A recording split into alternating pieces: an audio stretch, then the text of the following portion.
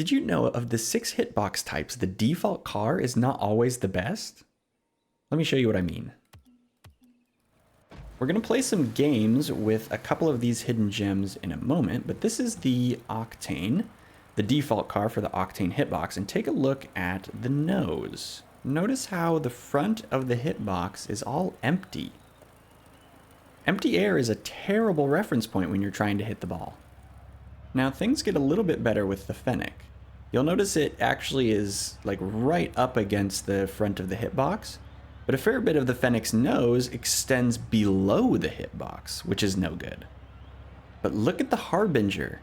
Notice how it fills up about half of the nose, maybe even more, and it doesn't really extend very far beneath the hitbox.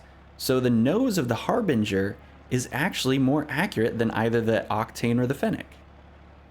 All right, let's get into a game and see what the Harbinger can do. I should mention that the Harbinger is from the first Rocket Pass when Rocket League went free to play. Ooh, that was nice. Nice solid hit. You can always tell when a hit is like really what you expect. Oh, I got it past him, but not in the goal. Whoops. Yeah, but since it's from the Rocket Pass, that means if you don't have the car, you may need to trade for it. Alternatively, if your account can't trade, there is actually kind of like a free alternative. The Roadhog is actually pretty close. Closer than the Fennec, and definitely closer than the Octane. Oh! Is that in? Not quite. I've been practicing aerials. I'm still not very good. Or air roll, not aerials. Anyway, yeah, you want to know something else interesting about the Harbinger is its wheels, believe it or not, are actually more accurate than the Fennec. Not more accurate than the Octane, because it's hard to have inaccurate wheels for... Ooh, I was actually trying to hit the ball, but I'll take that. But yeah, the wheels on the Fennec are actually slightly more offset, the back wheels. Oh, okay, so now's a good time to talk about something else about the Harbinger. Because it fills up more of the hitbox, it can actually make dribbles easier. The Fennec, it has like the hood is like in the back, right? So that means you have a little bit of inaccuracy when the ball is on your hood, because it's like floating above empty air again. Oh yeah, see, he has the Fennec. You can see how like it goes down in the front of the car. And so when you're dribbling, that can cause some more inaccuracies. Or at the very least, it can force your brain to work harder by having to imagine the hitbox. Oh, that's just in. But the Harbinger fills up so much of the hitbox that you have a very obvious visual reference for where the top of your car is. But back to the wheels. So with the wheels, that can really affect... Oh, I didn't even see. I was just looking at the ball. I only see the ball. But what the wheels affect, if they are accurate or inaccurate, is it can make it easier or harder to hit flip resets, because you have to hit all 4 wheels onto the ball, and if those visual wheels are offset from the physical wheels, then of course it's easier to miss.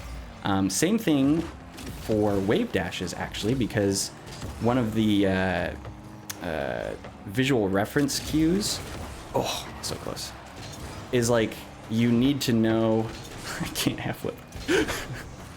You need to know when your wheels have landed, and so if they're offset, again, it'll mistime things.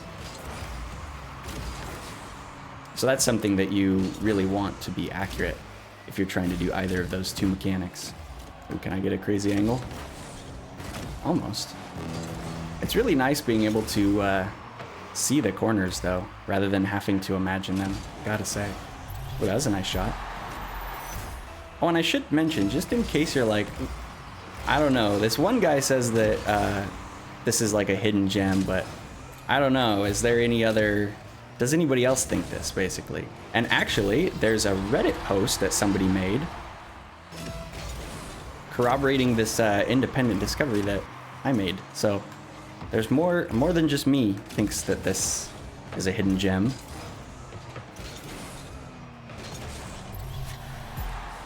I've been surprised just looking at, whew, that was close. Just looking at the default hitboxes, so like the Octane, the Dominus, the Batmobile, like all of the ones that are supposed to be the perfect example of the hitbox, how off they are. It's actually quite surprising. Oh man. Definitely should have jumped on that last challenge. Always jump on 50/50s. Learn that from Scrub Killer. Ah, close. Now this next one surprised me when I was doing my research. I've been doing a bunch of hitbox research just for fun and curiosity. But the Breakout. You would assume that this thing is the model of a boxy hitbox. But the truth of the matter is, its nose sticks out from the hitbox and goes under the hitbox. While the Breakout Type S doesn't extend quite as far, and the nose is curved, which means more of the hitbox is accurate. There's only that kind of bump in the center that's inaccurate. So the Breakout Type S is actually sort of a little hidden gem. And honestly, I wouldn't even be surprised if there's one that's more accurate than this. But I wanted to bring it up because I see a lot of people like playing the Breakout, especially like if they want to freestyle, and you need really accurate mechanics for freestyling. So it's like, why not help yourself out and use like the Breakout Type S or maybe some better hitbox and give yourself that little advantage. Yeah, look. So easy to just connect with the corners. I actually used to play this car a lot back when I was like gold or plat.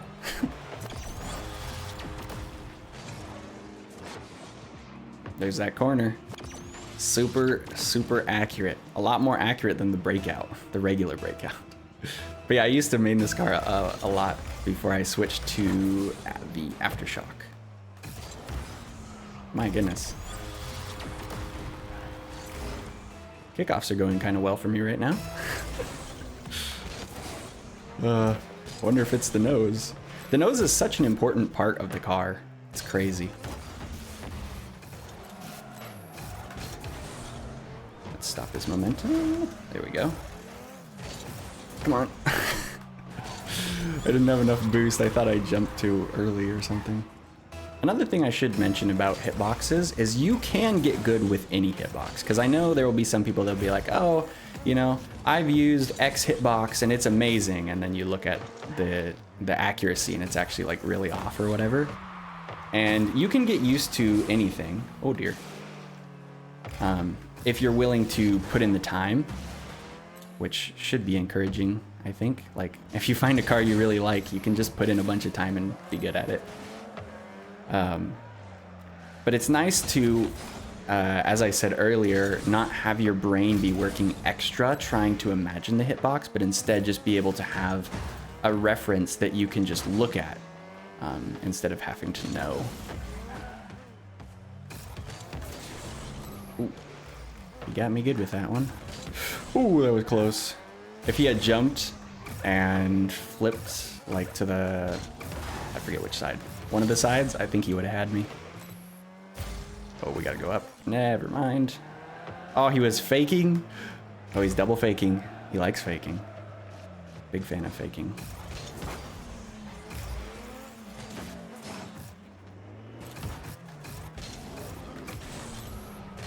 That was a weak shot.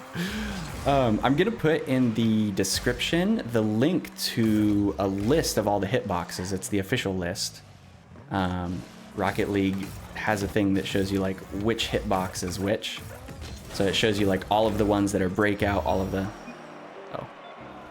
Just to finish my thought before we move on to the third car, it shows you which cars are in which category, basically. So if you want to experiment yourself and see like, oh, you know, is this one more accurate than the default? You can have a list of cars to try. You can just sort of look and see like, oh, you know, which hitbox type is my car? And then you can just try other cars of that hitbox type And usually that's a pretty safe experiment. It's not like trying a different hitbox type. This last one surprised me as well when I was checking on it. The Dominus. The second most played type after the Octane, and interestingly, one of the ones I think people experiment with the most. But look at this nose!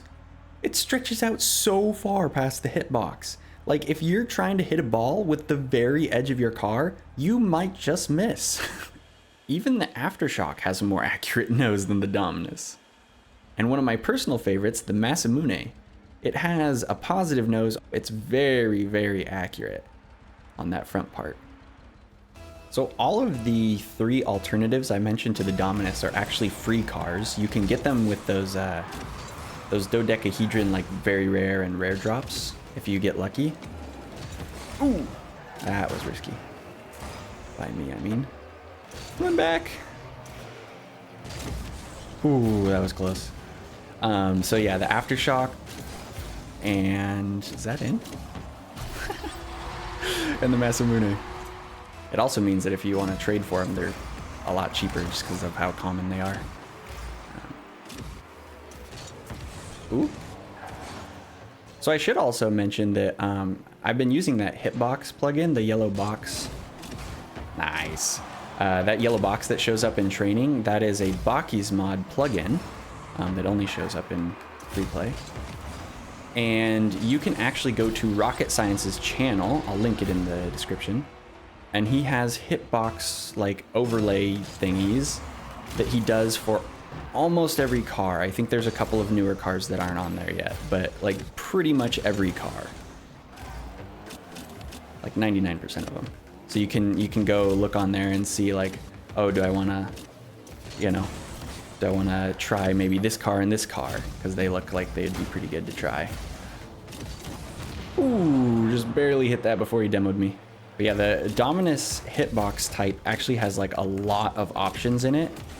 So I'm not surprised that there's like, I haven't even looked at all of them, and there's already 2 there that are like really solid options. Oh dear. That was an unfortunate miss. Man, that first game was the closest one. Kind of surprised. This is ranked ones. Oh yeah, it shows their highest rank. Oh, I missed the boost, the tiny boost. You know, something else about the Masamune is actually kind of similar to the Harbinger, and that is that it actually fills up the top of the hitbox a bit better than the default option. Ooh, wait, we might get a goal. Oh, what a save. I gotta want to save that one. That was really nice.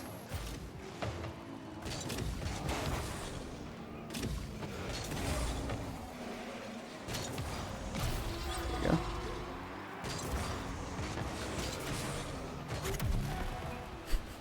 I guess I just started a compliment train. Works for me. Rocket League's a lot more fun when you're not tilted.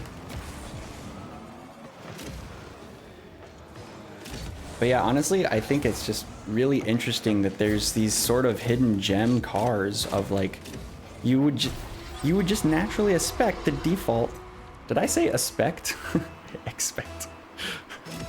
Expect the default to be the best. Like you would just, that's the most intuitive assumption. And it's not true. It's just really interesting. It kind of shifts your mindset of like, the way you think about card types and hitboxes and things. Ooh, that was a good try for a bump. Oh no, bad recovery. Oh dear. That was an interesting takeoff. Oh man, he's going for the air dribbles. Oh yeah, but yeah, you can see how like when I put it on top of my car, it like sits on top of the Masamune pretty good, whereas on the Dominus, it actually floats just a little bit. So, those little inaccuracies, I think they add up. I don't know if they really affect us at like, you know, the lower ranks, but I feel like some of these things would make a huge difference at pro level.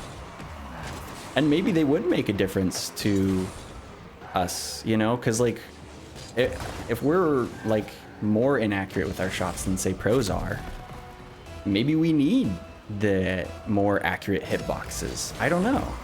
It's really interesting. It kind of opens up this whole I got that flick. Wow. It opens up this whole like realm of possibilities and really just sort of changes how you look at hitboxes.